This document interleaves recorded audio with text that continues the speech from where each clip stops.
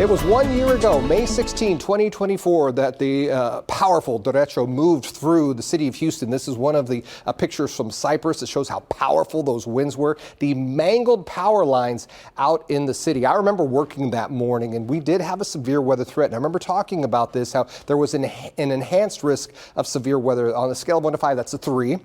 I remember talking about the damaging wind threat potential, and also there was a tornado threat. So you had all of this. You didn't know exactly what was going to happen, but the threat was there. I remember saying, hey, this is something we need to pay attention to, and boy, did we, because by the end of the day, the max wind speeds from Cyprus all the way out to Highland were 65 to 78 miles per hour. Downtown Houston recorded some 100 mile per hour wind gusts that knocked out all of the, or many of the downtown building windows. There was also a tornado in Bridgeland. It was an EF1, peak wind gusts 110 miles per hour. The length was a half mile. The width was 75 miles, or 75 yards. And then you could also tell that this was a tornado and not straight line winds because of the curve damage. It wasn't straight falling down like you would normally see with those straight line winds. And of course, you remember the power outage. This is what the city of Houston looks like on a regular night. Here was after the storms moved through. Look at all of the power outages, especially north of I-10, but even some well south of I-10. It was a powerful storm.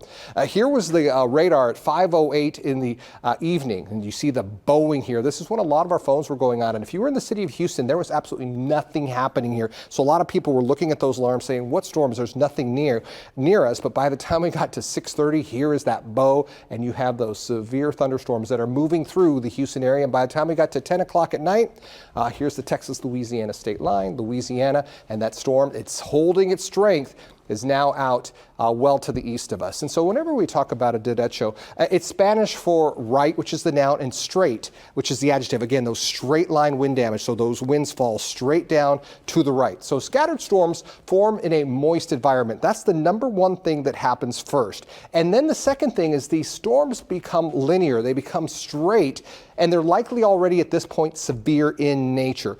But this is really the key. There's your bowing that I was just showing you on the radar. The backside winds get stronger than the winds ahead of the storm, and so because of that, it becomes a bow. Kind of like when you are shooting a bow and arrow. Once you pull that back, there's the bow, and let it go, and that's the power. That's exactly what's happening in the upper levels of the atmosphere. And then it moves on through. The backside winds gust ahead of the storms. It's called a bow echo, and then those storms just simply fall from the sky, and you've got that severe weather that's moving through. A few keys for development. First of all, the areas of wind damage, for it to be a derecho, extend more than 250 miles, and I was showing you what it looked like out in Louisiana and then Alabama and Mississippi. So it held together all the way through Florida. Wind gusts along the damaged pass, they have to be at least 58 miles per hour. It was well above that for us. Several well-separated wind gusts of 75 miles per hour or greater, and we had that. So it fit the definition. And if you're wondering how often do these occur, when do they occur? They occur in the months of May, June, and July typically, and that's exactly what happened 1 year ago. Where do they occur? When you look at where we are in southeast Texas, on average we get one about once every 2 years, but there's other areas that get it more. And you can see really it's this big central part of the Midwest where we get these derechos that move through, and we are included in that. So it shouldn't be a surprise that we do get these. And I think this is the real important message that we take away for the next time, because we all know there is going to be a next time. Whenever there is a severe weather threat, let me do my job and let me keep you safe. Because whenever I'm going to say there's a severe weather threat again, I don't know what it's going to exactly look like afterwards, but I want you to stay informed right here on KPRC2. Whether you're watching TV, whether you're using our app, or whether you're at click2houston.com, I want you to make sure you're staying up to date. Have a backup plan. Whenever I give you the time, or one of us tells you the timing of when it's possible for severe weather to form, make sure you know what you normally do, obviously, but then what you will do if severe weather starts heading your way,